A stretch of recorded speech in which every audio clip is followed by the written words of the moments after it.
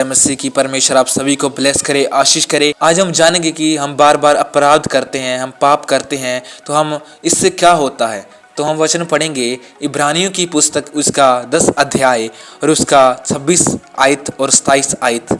क्योंकि सच्चाई की पहचान प्राप्त करने के बाद यदि हम जानबूझकर पाप करते रहे तो पापों के लिए फिर कोई बलिदान नहीं है। हालेलुया। यहाँ पे परमेश्वर के वचन में क्या लिखा है, सच्चाई को जानकर और बार बार पाप करते हैं, जानबूझकर पाप करते हैं, तो फिर हमारे लिए पापों की क्षमा नहीं है। प्रभु ने अपने लहू के द्वारा, अपने बलिदान के द्वारा हमें क्षमा तो कर दिया है, पर हम बार बार अपराध करेंगे, उसकी आज्ञाओं का उल्लंघन करेंगे तो परमेश्वर बार बार हमें क्षमा नहीं कर सकता। क्यों? क्योंकि वो बार बार हमारे लिए बलिदान नहीं हो सकता। प्रभु यीशु क्रूस पर एक ही बार बलिदान हुए हैं, वो बार बार आपके लिए बलिदान नहीं होगा। अगर हम सच्चाई को जानते हुए भी पाप करते हैं तो हम उसकी आज्ञाओं का उल्लंघन कर रहे हैं और इसका परमेश्वर लेखा भी लेंगे। 27 आयत में लिखा है, हाँ, दंड का एक भयानक बाण जोना और आग का ज्वलन बाकी है जो विरोधियों को भस्म कर देगा। हालेलुया। हम परमेश्वर की आज्ञाओं को छोड़ देते हैं और उसकी विधियों को छोड़ देते हैं, बुरे चाल चलन में चलना शुरू कर देते हैं, हम पापों में चले जाते हैं। तो परमेश्वर के वचन में क्या लिखा है कि सिर्फ एक ही चीज़ रह जाती है, सिर्फ आशा। किस चीज़ की आशा रह जाती है? आग की आशा। आग किसको दर्शाती है? आग नरक को दर्शाती है। आगे परमेश्वर के वचन में लिखा है जो विरोधियों को भस्म कर देगा। हालेलुया। ये आग जो है विरोधियों को भस्म कर देने वाली है। ये आग कभी खत्म होने वाली नहीं है। आपको भी इस आग से बचना है तो सिर्फ एकमात्र रास्ता है, और वो रास्ता क्या है?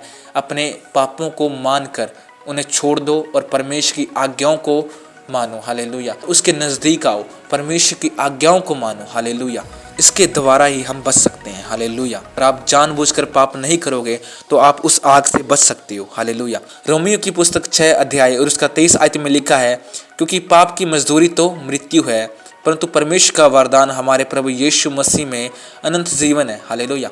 पाप की मजदूरी क्या है? मृत्यु है। अगर हम पाप करेंगे तो इसका फल क्या मिलेगा? मृत्यु मिलेगी। और आगे लिखा है, परमेश्वर का वरदान हमें प्रभु यीशु मसीह में अनंत जीवन है। प्रभु यीशु मसीह में क्या है? अनंत जीवन है। अगर हम प्रभु यीशु की आज्ञाओं पर चलते हैं तो हमें अनंत जीवन में हम प्रवेश कर सकते हैं। पहला यूहन्ना उसका 3 अध्याय और उसका 9 आयत में लिखा है, जो कोई परमेश्वर से जन्मा है वह पाप नहीं करता, क्योंकि उसका बीज उसमें बना रहता है, और वह पाप कर ही नहीं सकता क्योंकि परमेश्वर से जन्मा है। हालेलुया। यहाँ पे परमेश्वर के वचन में क्या लिखा है कि जो कोई परमेश्वर से जन्मा है, जो प्रभु से जन्मा है, वो पाप नहीं करता क्योंकि उसका बीज उसमें बना रहता है। परमेश्वर का जो वचन है वो उस व्यक्ति में बना रहता है। हालेलुया। अगर आपके अंदर भी परमेश्वर का बीज है, मतलब कि परमेश्वर का वचन है, तो आप भी उसकी आज्ञाओं को मानोगे। हालेलुया। और आप कभी पाप में नहीं जाओगे क्योंकि आप परमेश्वर के द्वारा जन्मे हो। हालेलुया। और आगे लिखा है, और वह पाप नहीं कर सकता।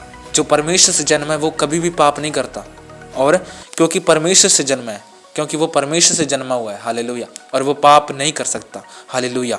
आगे हम वचन पढ़ेंगे, नीति वचन 28 अध्याय और उसका 13 आयत में लिखा है, जो अपने अपराध छिपा रखता है उसका कार्य सफल नहीं होता, परंतु जो उसको मान लेता और छोड़ भी देता है उस पर दया की जाएगी। हालेलुया। यहाँ पे परमेश्वर के वचन में क्या लिखा है कि जो कोई अपने अपराध को छिपा कर रखता है, अपने अपराधों को छोड़ता नहीं परंतु छिपा कर रखता है, उसका अपराध क्या बना रहता है, उसका कार्य कभी भी सफल नहीं होता। आगे लिखा है, जो कोई अपने अपराधों को मानकर उन्हें छोड़ देता है उस पर दया की जाएगी। हालेलुया। अगर कोई व्यक्ति बार बार अपराध करता है, अपराधों को छिपा कर रखता है, छिपा कर रखने का मतलब है कि वो पाप ही करता रहता है, तो उसका कार्य कभी भी सफल नहीं होता। परंतु जो अपने पापों को मान लेता है और उन्हें छोड़ भी देता है उस पर दया की जाएगी। हालेलुया। यहाँ पे चाहे कितना भी पापी मनुष्य क्यों ना हो, पर यहाँ पे क्या लिखा है कि उन्हें जो अपराध किए हैं उनको छोड़ देता है तो उस पर दया होगी। हालेलुया। याकूब की पुस्तक 4 अध्याय और उसका 17 आयत में लिखा है, इसलिए जो कोई भलाई करना जानता है और नहीं करता उसके लिए यह पाप है। याकूब 4 अध्याय और उसका 17 आयत में लिखा है, इसलिए जो कोई भलाई करना जानता है और नहीं करता उसके लिए यह पाप है। हालेलुया। अगर कोई व्यक्ति जानता है कि हमें भलाई करनी चाहिए पर नहीं करता तो उसके लिए ये भी क्या है? पाप है। और पाप की मजदूरी क्या है? मृत्यु है। हालेलुया। अगर आपको भी पापों से बचना है, उस मृत्यु से बचना है, तो आपको परमेश्वर की आज्ञाओं को मानना होगा, उसकी विधियों को मानना होगा और परमेश्वर में निरंतर बढ़ना होगा। हालेलुया। तो परमेश्वर आप सभी को इन वचनों के द्वारा ब्लेस करे, आशीष करे। सभी को जय मसीह की। God bless you.